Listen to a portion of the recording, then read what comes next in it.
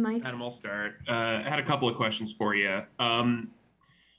Hunter Renfro said that he kind of looked up to you in the way that you played, the way you entered the league, the way you kind of.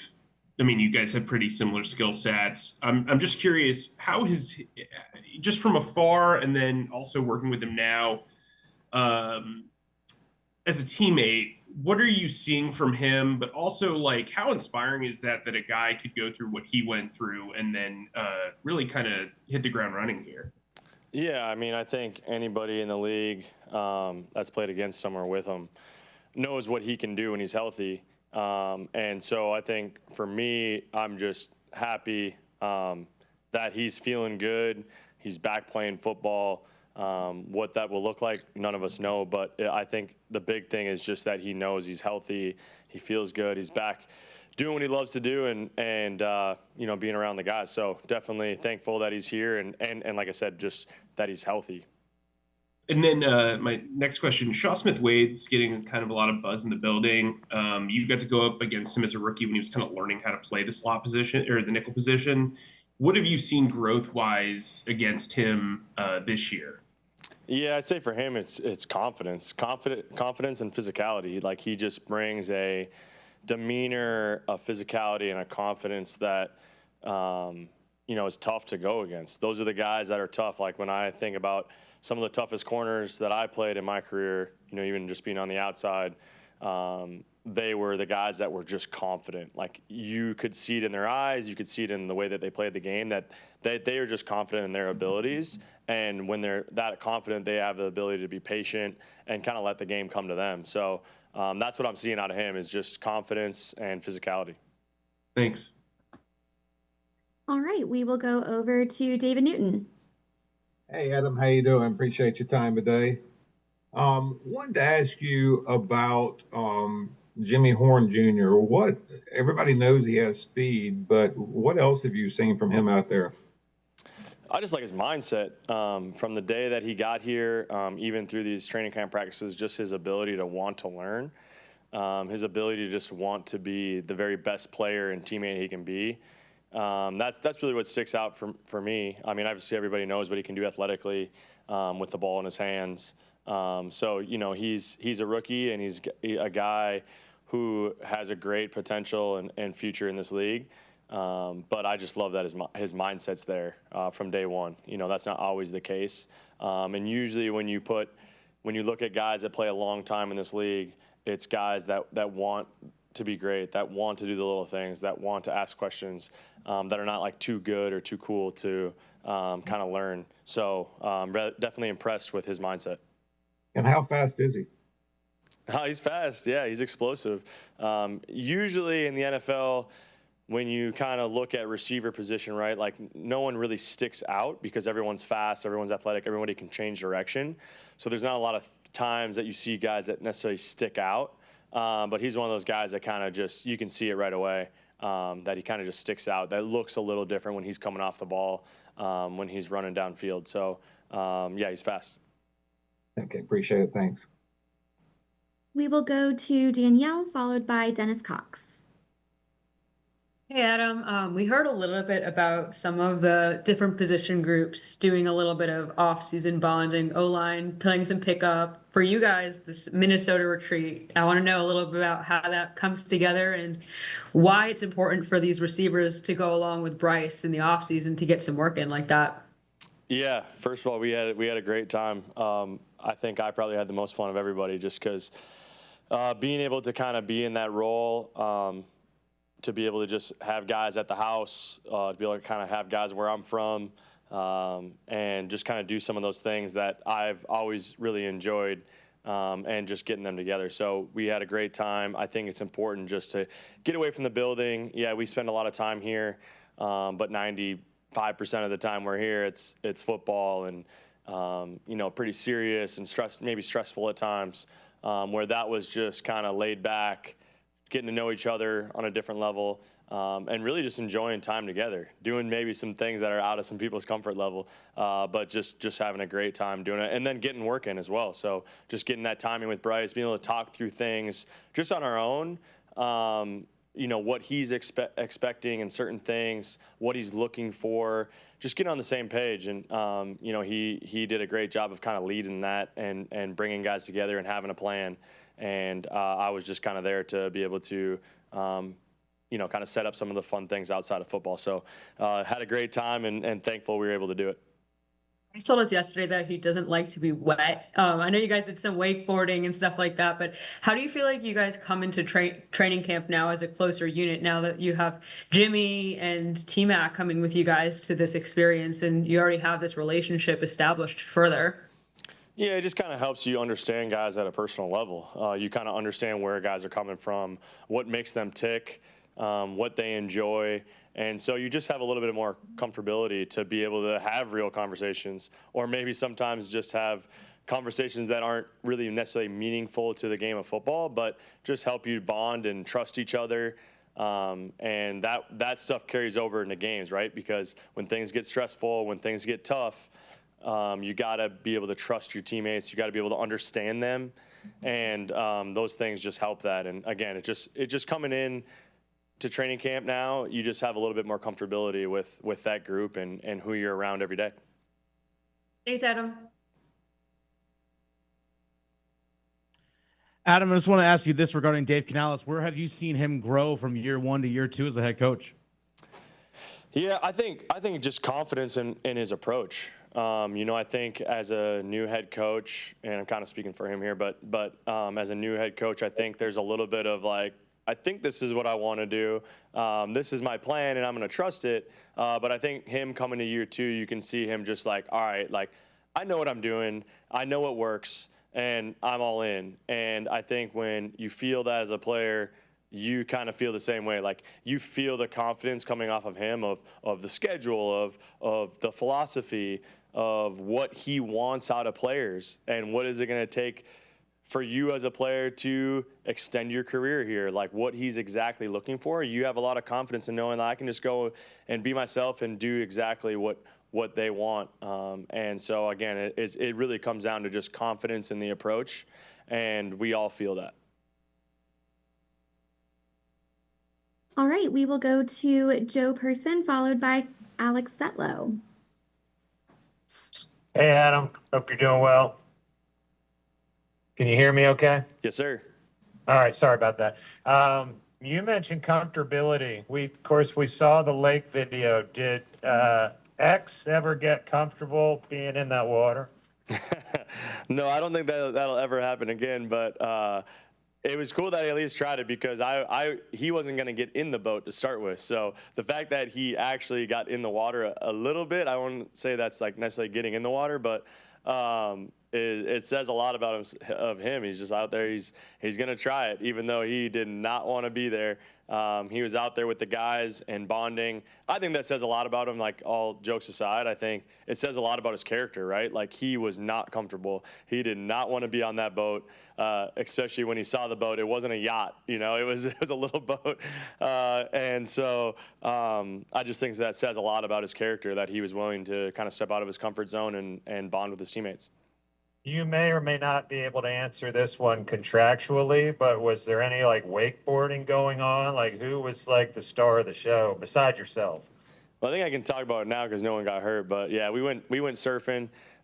It's pretty low impact. No wakeboarding. I don't mess with that. You can get hurt doing that. But surfing, you're going 10 miles an hour and pretty safe. So yeah, we did a little bit of that. A couple guys struggled doing it, but they tried it. But Demo, he got up and was able to surf the wave a little bit. So, and now I think he's addicted. He wants to get back out there. So we might have to do a round 2 at some point, maybe an off day or something. But it was fun seeing guys just kind of just being free and trying some things that they've never done before. Thank you. Hey, Adam. I don't know how active you are on Twitter, but did you happen to see Chad Johnson's tweet calling the Panthers trio of receivers being possibly the best in the league? I did see it. Ocho's my guy. So we had a nice conversation last year in LA, or not in LA, in Vegas before the game, because I think they I can't remember exactly who was talking about us not being a great group. So I think he might have been in on that. So I think he started to see in that game, and then obviously at the end of the year, and then obviously our additions in that room, what we can do. So yeah, it's always good to see that. Excited for this group, and just to be able to continue to build and grow. We all have a lot of things to work on, but yeah, it's good to see that people see that it's not just a laughing stock, or it's not a group to just look over. So, but we got to go prove that. We got to go prove that tomorrow, and we got to go prove that week 1 through the end of the season. So it's a great challenge. Did you wake him up to that possibility, or did he already know when you guys were talking about it, whatever week it was last year? I'm not sure, but I got a great relationship with him. I really enjoy being around him, and obviously watched his game growing up, and I loved the way that he approached the game with that confidence, and just his releases and his ability to go make plays as a receiver. So got a lot of respect for his game, and we've been able to build a little relationship. Thanks.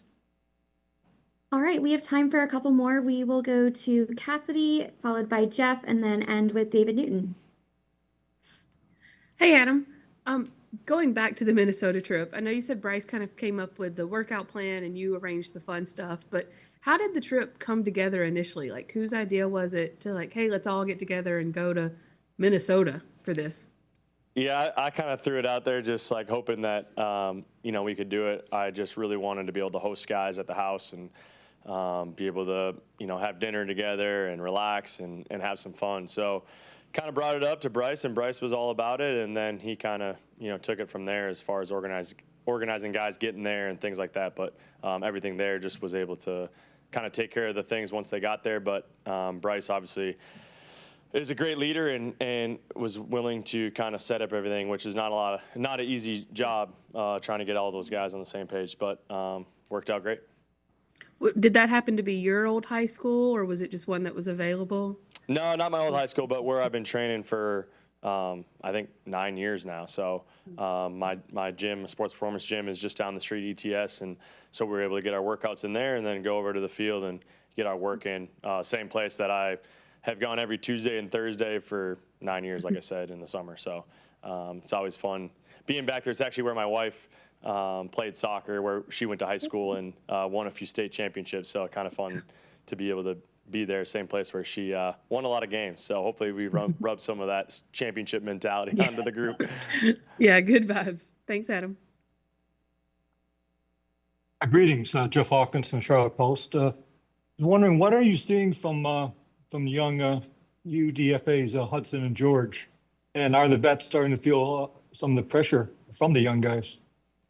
Yeah, I think it's the NFL. You're always feeling pressure, right? Like, you always got to be on top of your game, because only 5 guys, maybe 6 in the receiver room are sticking and get opportunity, and really only 3 or 4, in any given Sunday get reps in a game. So yeah, you got to be on top of your game. There's always that stress, but we have a deep group, which is awesome. I've thoroughly enjoyed OTAs, the start of training camp, just kind of being along with those guys and seeing the progression and seeing the depth. At the end of the day, you start to realize, as you've been in this league a long time, how important depth is and what that does to a team, not just in the receiver room, but in the entire team. The more depth you have, the more competition, it raises the floor and just creates a culture that you can't relax, right? When you don't have competition, you tend to just be able to relax a little bit. All right, like, no one's coming for my job. Like, I'm just going to kind of hold it, and you can't do that when you have a deep group. So long story short, those guys create that, add in that depth. They're rookies, so they're going to make mistakes just like I do. But it's great to be along with them and just to see their potential. They both have made a couple plays in training camp that shows what they can do, and they can play at a high level when they know what to do and they know how to do it, and that's exciting. Like Coker last year, did you give him any kind of special advice, just coming from your background? Yeah, I try to have a balance of not just pushing too hard of like, oh, you got to do this or that. This is what I did, right? I try to just kind of open the door to those questions. If they ever need anything, I'm a resource, and try to have that balance of mostly just creating relationships right now, like getting them to trust me as a person, knowing who I am as a person, and knowing that I'm an open door, open book. And then that usually leads to discussion and questions, and maybe opens up the door for me to be more serious with serious conversation of where I think that they maybe need to step up, or just advice of how they could get better. So yeah, really have over the years I've tried to work on that balance. Hey, thanks. Good luck this year. Thank you. Hey, Adam, David again. I wanted to follow up on Minnesota too. Xavier really seems like he's becoming a social media star. Why are people so attracted to, you think, to him and what he's posting on social media? Well, the funny thing is he doesn't. We were just talking about this the other day. He doesn't post anything on social media. It's all kind of other people kind of blowing up on TikTok or whatever it is, that he kind of gets those videos out there. But I mean, he's just a great personality, right? Like, he's exactly why I enjoy coming to work every day, because of the personalities in the locker room, right? He's a fun guy to be around. He's always laughing, smiling, having fun. I told X the other day, I said, hey, this summer I got more questions about you than anything else, like about my family, about me. Everybody just wanted to know about, like, what is it like working with X, and does he really talk like that? So he's definitely blown up. But again, it's not a like self-promotional thing. It's just who he is, and he likes to have fun, and he also is all about the work. So I love that balance, like a guy who's going to have fun, be himself, but when it gets down to it, like, he's going to put the work in to be great. You can't just show up and expect to be great just because people like you. So he has a great balance of doing both those things. So how did you answer him when they said, what's it like to work with him? Oh, same thing that you guys all know. Just I love being around him. I love coming to work every day because of guys like him, and so that's kind of what I tell people. Everything you're seeing on social media is like, I laugh just like you do every day that I'm around him, and have a good time. So glad he's here. Appreciate it. Thanks. All right, and we will end with Mike Solarte. Adam, good to see you again. Enough of the football questions. What happened at Tahoe? How did you not win the American Century? I mean, Tony Romo was the highest finishing football player. What happened? Driver approaches? What happened to you there? Unfortunately, golf is not my full-time job, so it showed up on Sunday. But I have this like weird thing that when I get there and I start playing, like for like 1 to 2 days, I feel like a professional golfer, and I think I got it all figured out. And then I just like the golf game always does, but it humbles you very quickly. And I realized, like, oh, I should probably focus on my real job. And so a week later, here I am in training camp, so doing what I probably should be doing. But yeah, just always love being out there at the American Century Championship. American Century does a phenomenal job of putting on a great event. And that crew that puts that on, helping American Century, it's fantastic. NBC Sports and all those guys. So always when I get that invite, it's as soon as I see the email, it's like it's probably the fastest reply they get. I reply before they probably even know it's been sent. So thankful to be out there every year. It's a T11 though. A tie for 11th is still impressive. So it may not be your day job, but it's still solid.